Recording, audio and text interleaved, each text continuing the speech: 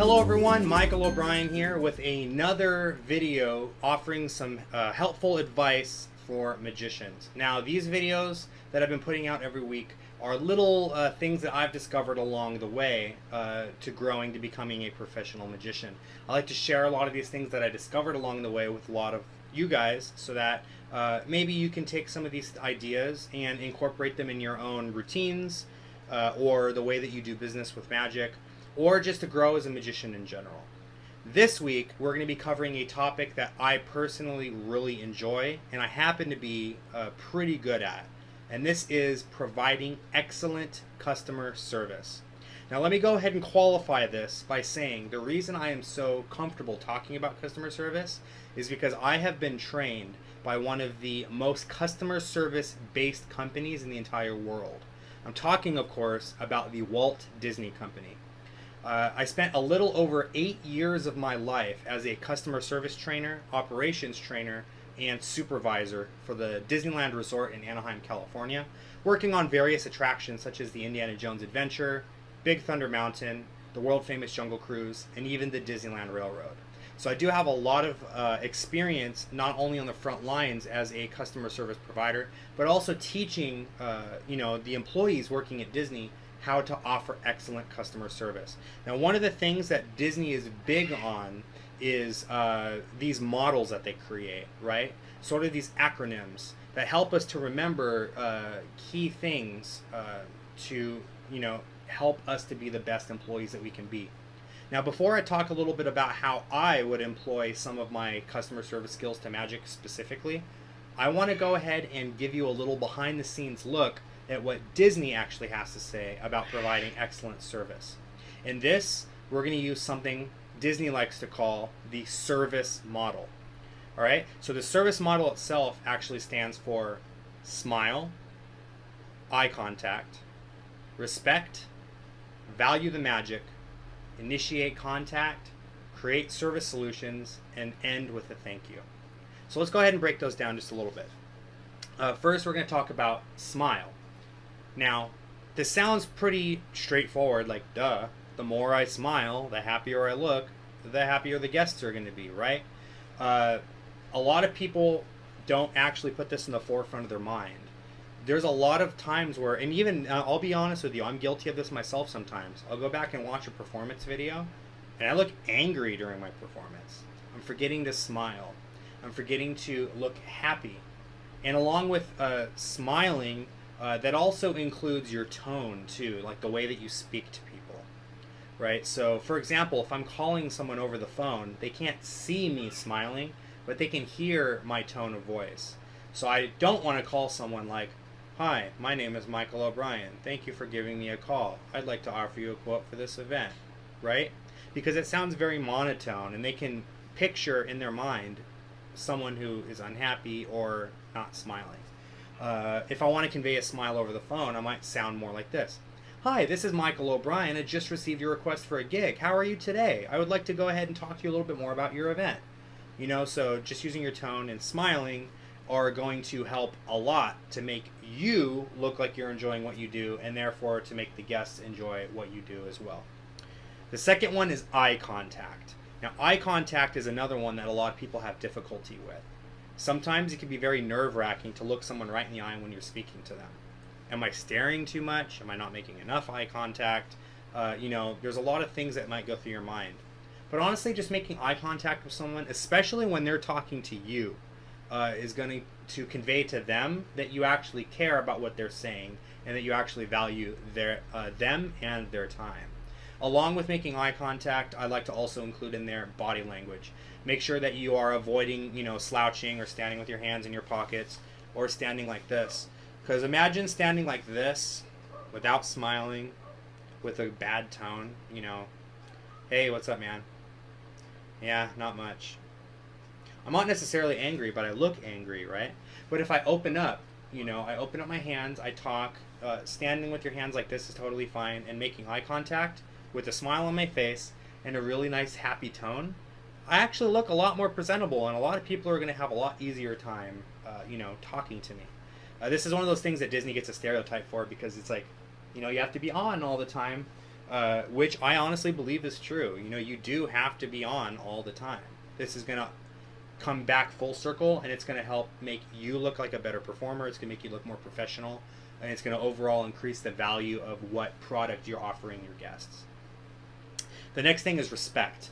Now, this isn't to just obviously respect the guest, but to respect the whole experience as a whole. Respect the guest's time. Respect them as a person. Don't treat them like just another number or someone that's just going to give you money. Make sure that when they're speaking, you're listening. You're not talking over them. You're doing everything that you can to let the guest know that they are special and that you are going to treat them as such. You don't want to do anything that's going to obviously disrespect them, but at the same time you want to go one step further and actually show that you do value their time and that you do respect them as a person. Next is value the magic. Now, in the Disney sense, what this actually means is you want to immerse yourself in this experience and immerse the guests in the same experience. So for example, you want them to believe that Mickey Mouse is real, especially the little kids, right?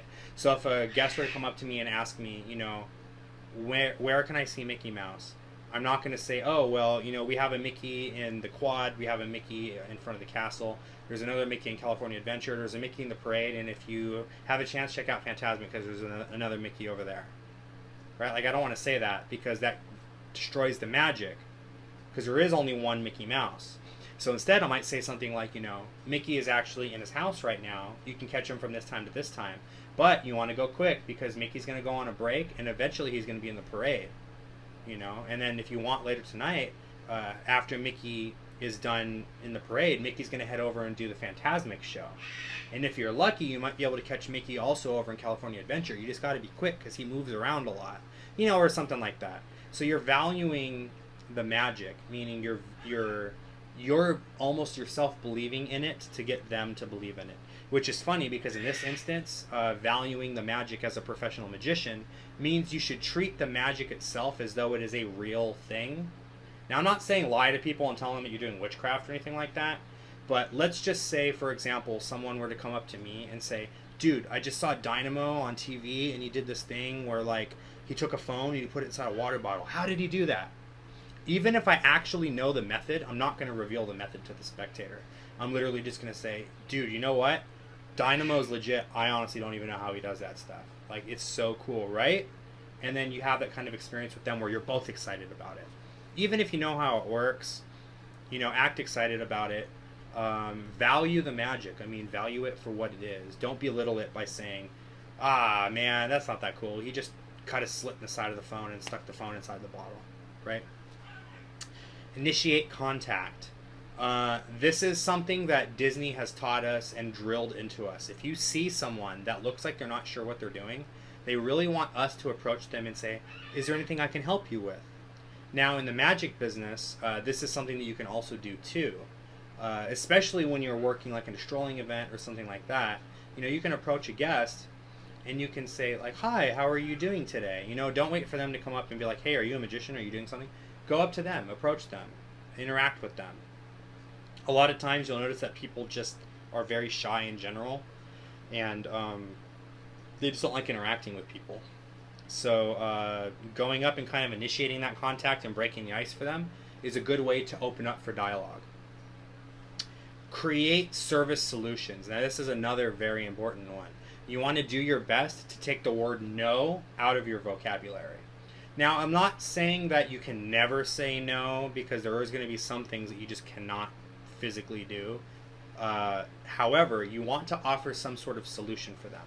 So let's just say a guest cannot afford my rate.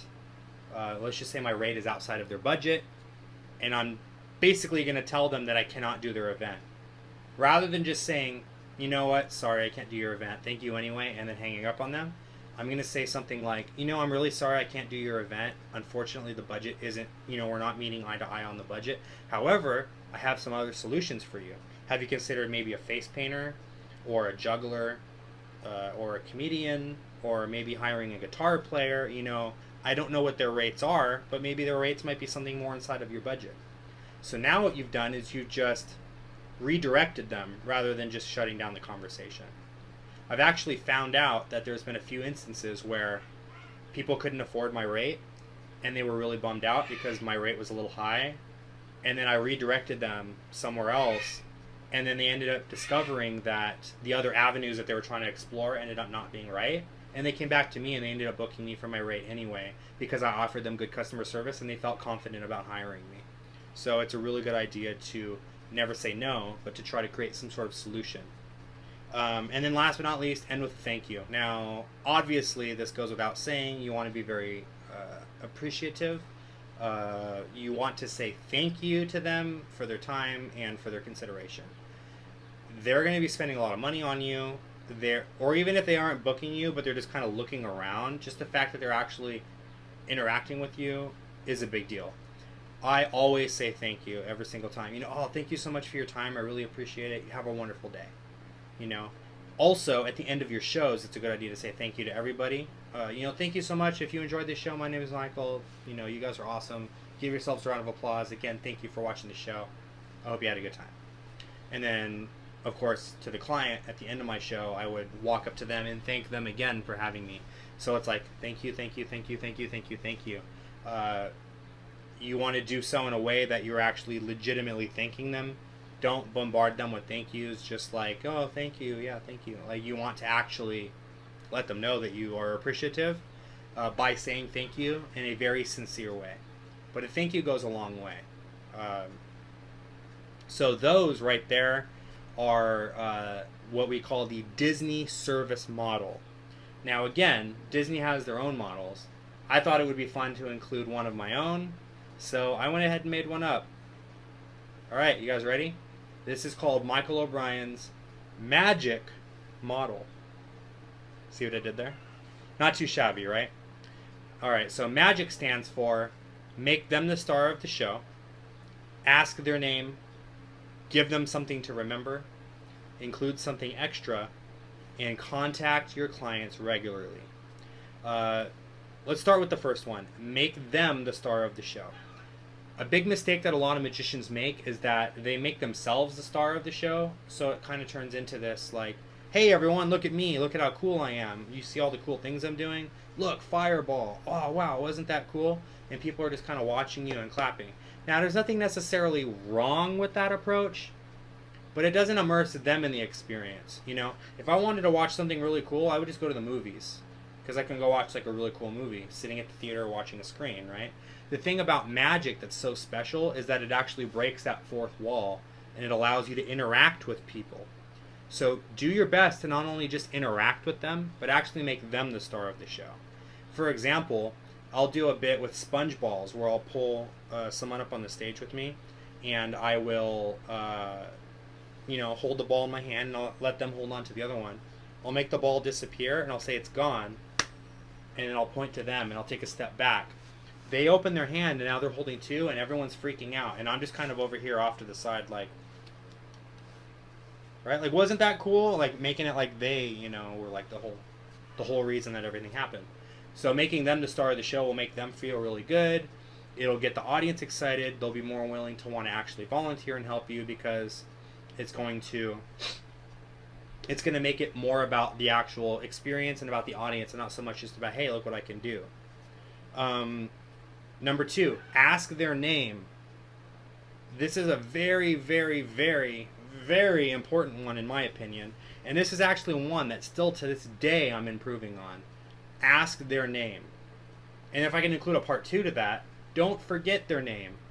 Don't ask their name, shake their hand, and then 10 seconds later not know what their name was, right? Or don't ask their name just for the sake of asking their name and then never using their name again. The number one noise that everyone likes to hear is their own name. So use that name. Hi Jonathan, so nice to meet you. My name is Michael. We're going to go ahead and do something real quick, but Jonathan, can I ask you a question? Can you go ahead and reach in and take out a card? Something like that. Use their name throughout the routine whenever you're talking to them. Ladies and gentlemen, wasn't Jonathan great? Go ahead and give Jonathan a round of applause. Use that spectator's name. Give them something to remember. What I like to do is I like to do some sort of routine that allows me to hand out a souvenir at the end. Some sort of impossible object, or like a signed card. For example, if you do a routine where you have them sign the card, let them keep the card at the end, you know.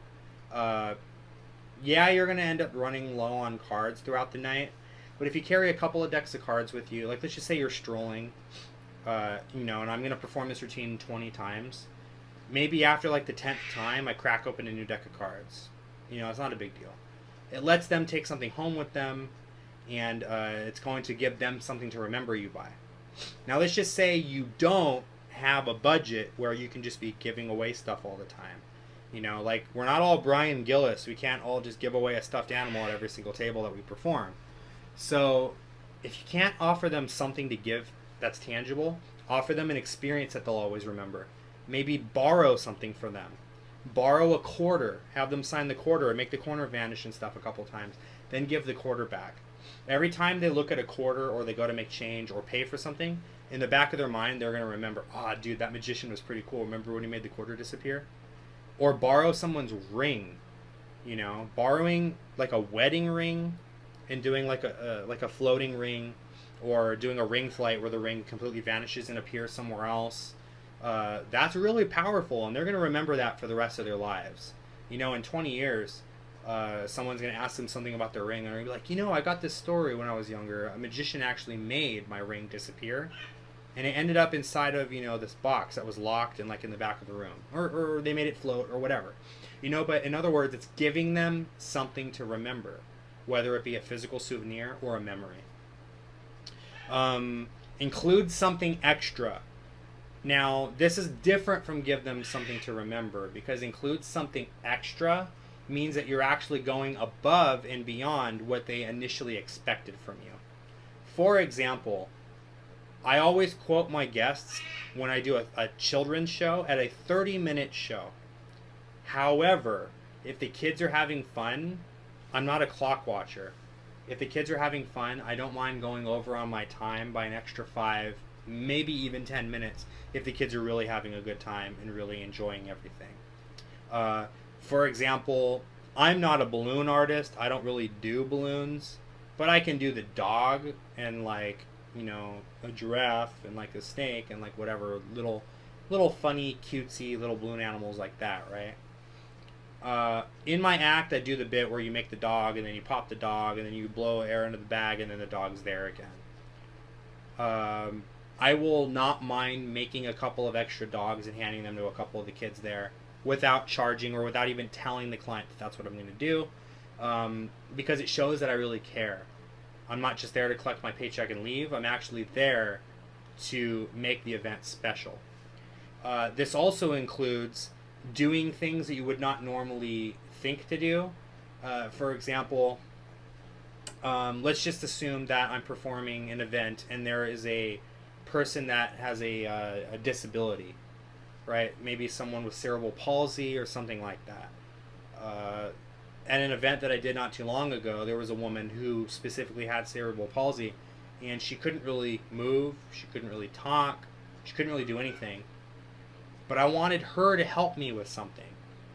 So what I did was, I did Pressure by Daniel Garcia, you know, where you have like the balloon and the phone, and you push the phone inside the balloon. And all I had her do was just pick which balloon she wanted me to use. All she had to do was just point to a balloon. And she was able to do that, and at the end of the show, her, I believe it was her sister, came up to me and she had like tears in her eyes, and she was like, that was probably the sweetest thing I've ever seen. Because she always wants to help, but, you know, with any kind of thing, but she physically can't. And you were able to find a way to have her help you in the routine, and that was awesome. You know, so always try to include something extra. Go above and beyond what their expectations are. And last but not least, contact your clients regularly. Now, I'm not saying you need to blow them up and like be in touch with them like every day, but at the very least, you should be contacting them 2 times in addition to the initial time that you've booked everything. So from the time you've booked everything, you should be calling them 2 more times. Usually I call them 24 hours before the event just to chime in, to let them know, hey everyone, you know, this is Michael. I'm going to be at the event tomorrow. Just want to let you know everything's going according to plan. Do you have any last questions for me before the event? So I give them a heads up that I haven't forgotten about their event, that I know that, the event's tomorrow, and if they have any questions for me. You never know, at the last minute they might be like, oh yeah, dude, like I almost forgot, like, do you need a microphone? Because we totally don't have any microphones. And it gives me also a chance to kind of prepare myself too, just in case. And then the second time I contact them is 24 hours after the event has already passed.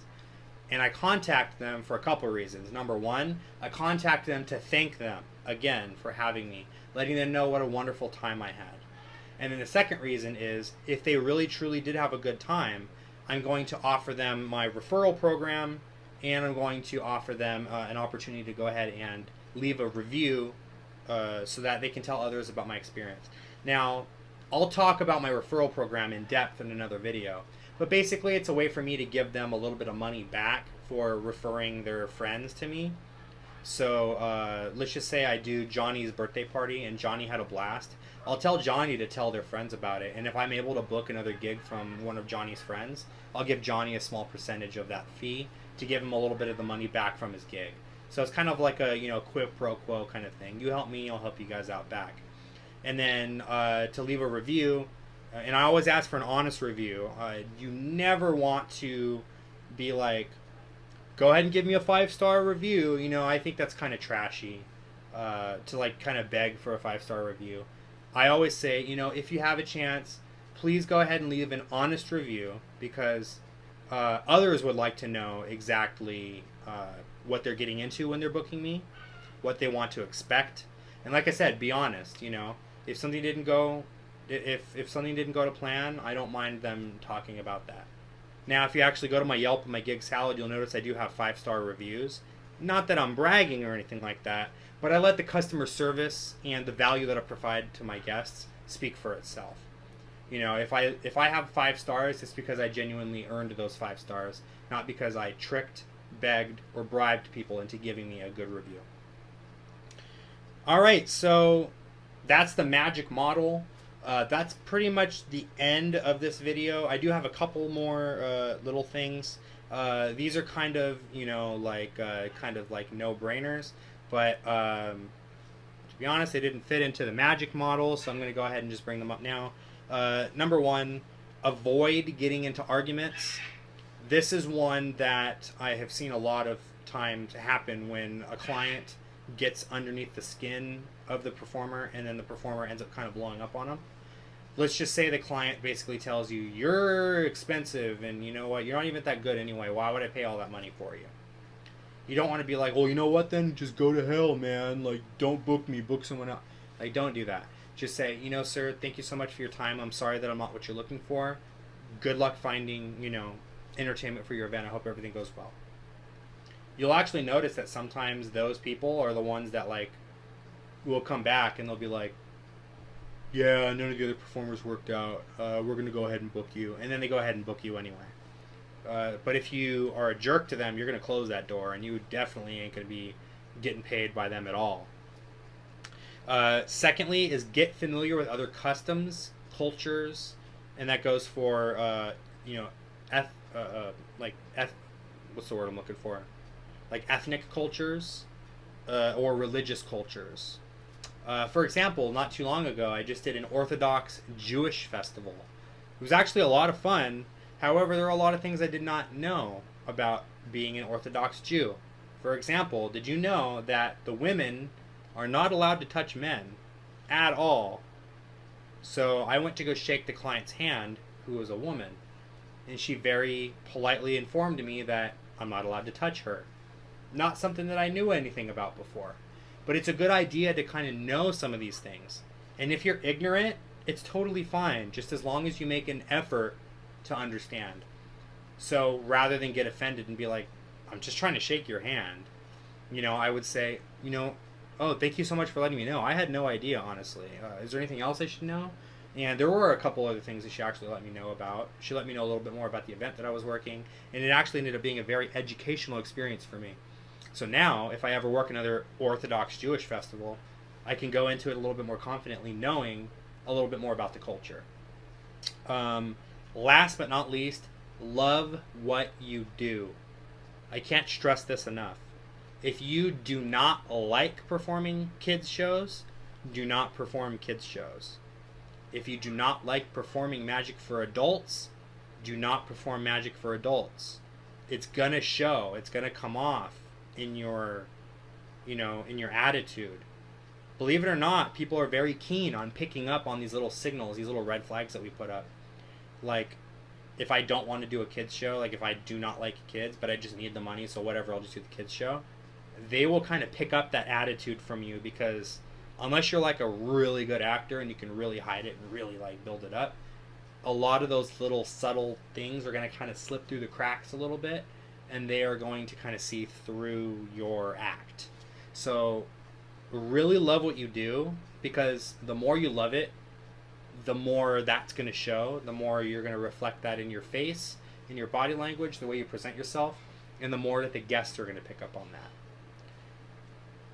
Well, I think that's pretty much it. I mean, I could probably talk for 3 hours about customer service, but I really hope that this video is going to help just a little bit to give you some things to think about when you're approaching a guest, or when you're at an actual gig, or when a client contacted you and they want to book you for an event. A lot of these things are really going to help make or break whether or not you get booked, but also future bookings. For example, one of my clients thinks I'm so easy and so wonderful to work with. They've already given me over $3,000 because they booked me 5 times, because they are a event coordinator for several events in Orange County, and I am one of their go-to people because I'm so easy to work with, so pleasant to work with, and every event that I do, the guests always give high praise. So you can catch a lot more bees with honey. I truly believe that. Be very sweet, be very kind, be very genuine, and you will notice that your customer service skills, the more they improve, the more you will actually improve, not only as a performer, but as a professional. I truly hope you enjoyed this video. Please go ahead and subscribe to this channel. I'm going to be offering a lot more of these advice videos, little tips, tricks, and things that I've learned along the way that might help you out. If you have any questions, go ahead and leave a comment below. Also, if you have any suggestions for future videos as well, please go ahead and leave a comment below. And if I know anything about the topic, or if I think that it would be worth mentioning, I'll go ahead and do a video about it.